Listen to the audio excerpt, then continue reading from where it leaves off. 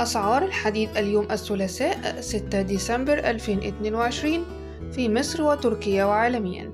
من فضلكم ادعمونا بلايك للفيديو واشتركوا في القناة، وكمان ما تنسوش تفعلوا زر الجرس ليصلكم كل جديد عن أسعار وأخبار الحديد باستمرار. وإليكم في التقرير التالي أسعار الخامات العالمية للمواد الداخلة في صناعة الحديد والصلب.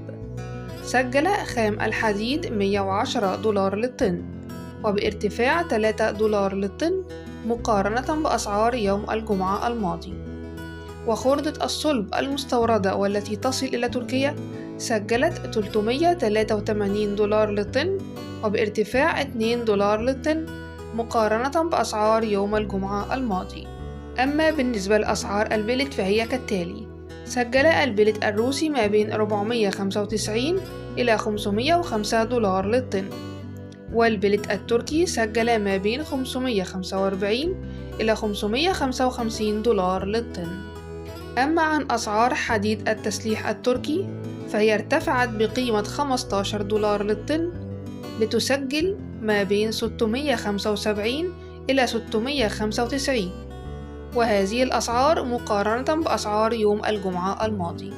وفيما يلي أسعار الحديد تسليم أرض المصنع لأهم المصانع المصرية: حديد عز سجل 20,450 جنيه للطن تسليم أرض المصنع. حديد بشاي سجل 21,204 جنيه للطن تسليم أرض المصنع. حديد السويس للصلب سجل 20,350 جنيه للطن تسليم أرض المصنع.